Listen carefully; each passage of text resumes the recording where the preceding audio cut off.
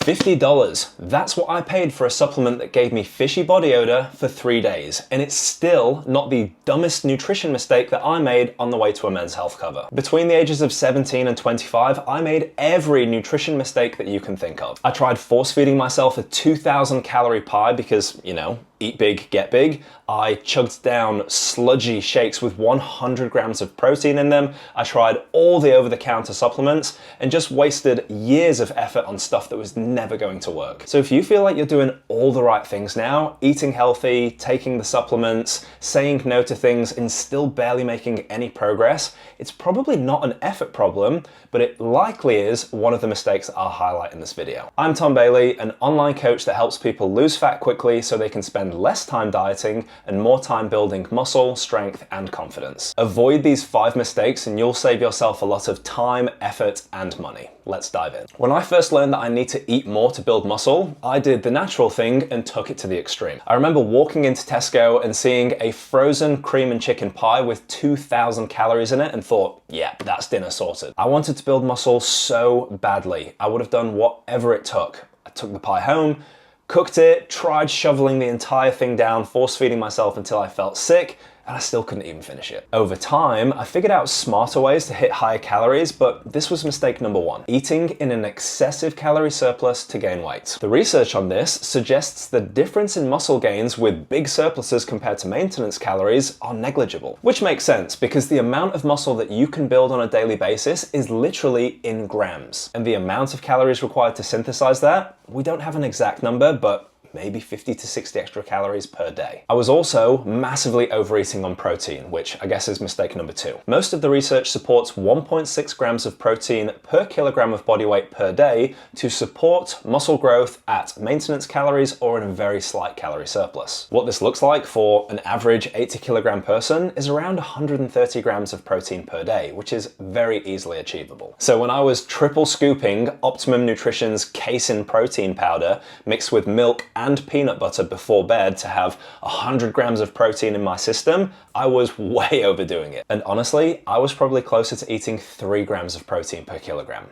Don't do that. You'll be much better off spending those calories on fats and carbohydrates for your resistance training performance. Anyway, back to overeating. If you do decide to take the turbo bulking approach, you are simply going to pack on way more body fat that you simply have to lose further down the road anyway. The resistance training that you do is the stimulus, not the food. You cannot force feed additional muscle growth. I recommend calculating your maintenance calories and then just tacking on a tiny bit. You'll be giving your body enough energy to support muscle growth without the extra, which just leads to unnecessary fat gain. And if you want a free tool for me to take care of the headache for you, there's a free calorie and macro calculator linked in the description below. Unsurprisingly, I did end up packing on a decent amount of weight, around 32 pounds or 14.5 kilograms in about 12 months. A decent amount of that was muscle, but there was also a lot of extra fat. Which takes me on to mistake number 3, the approaches that I used to lose fat. Having learned that eating enough was required for me to gain weight, I still hadn't connected the dots that your total calorie intake or energy balance across the day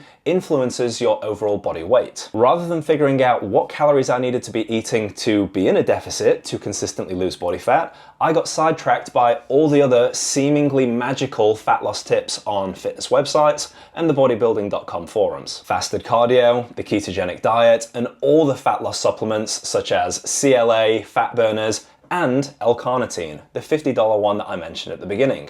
So here's how that went. I took way too much, and nobody tells you the side effect is smelling like a fishmonger's bin. Yep, you can imagine my reaction when everyone around me could smell it, yet I still couldn't. I stayed in the house for about 3 days drinking lemon water, thinking that I was purging it out of my system. I'm telling you, when I say that I made every single stupid mistake, I mean it with every fiber of my being. The worst part wasn't that none of it worked. It was the early mornings, getting up, doing fasted cardio, feeling depleted, thinking I was doing everything right, but the one thing that actually mattered just sat there untouched. To be clear, there are no cardio protocols, magic macronutrient splits, or over-the-counter supplements that will fix your body fat problem. When I finally learned what a calorie deficit was, I started applying it, and sure enough, started losing body fat. Which takes me on to mistake number 4. For the longest time, the general recommendation has been a 500 calorie deficit to lose around a pound or half a kilo of fat per week. There's nothing wrong with that, and it definitely works. However, for people that have a lot more weight to lose, or they've tried dieting multiple times, this rate of fat loss just isn't motivating enough. You might know the feeling. 3 months in, the progress photos look the same as week 1, and one bad weekend has you hitting the fuck it button, and then you're back to square one in no time. So very commonly with the one-to-one clients I have now, we start the diet more aggressively. We capitalize on that high motivation at the start of a diet by dropping weight rapidly and having people seeing fat loss results like they've never seen before. Rest assured, if you are of a higher starting body fat percentage, you can kick off the diet more aggressively without running the risk of muscle loss. This shortens the diet timeline significantly, meaning by the time that your motivation starts to fizzle, you're pretty much at the end of your diet rather than just halfway through. And if you want to know what your approximate body fat percentage is and whether a more aggressive diet to start would be suitable for you, check the link in the description. I have a free body fat percentage calculator for you there. The final mistake was overly focusing on calorie and macronutrient numbers rather than overall dietary quality. In the forums I mentioned back in around 2010, a very popular method of dieting was IIFYM, also known as if it fits your macros. In a nutshell, this was a dieting approach that was popularized because people were fitting junk foods into their diet, things like Pop-Tarts and other ultra-processed foods, and still achieving weight loss. And how is that the case? Well, it still adhered to the law of thermodynamics. And yes, provided you're in a calorie deficit, you can still lose weight, even eating junk food or drinking alcohol or other non-optimal eating behaviors.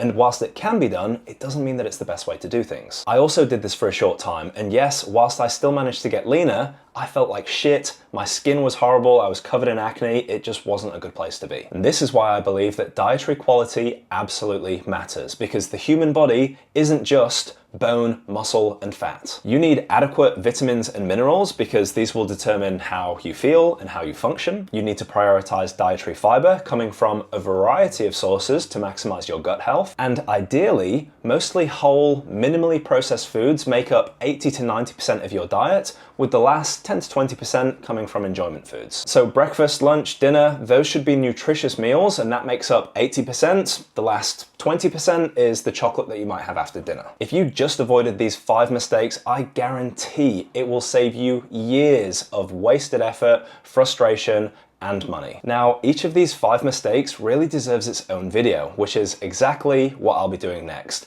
Full deep dives on aggressive dieting, protein requirements, building muscle, all of it. So if you don't want to spend several years figuring this out like I did, subscribe and I'll see you in the next one. P.S. If you're interested in the 5 biggest training mistakes that I made, because trust me, there was plenty, you can watch that video right here.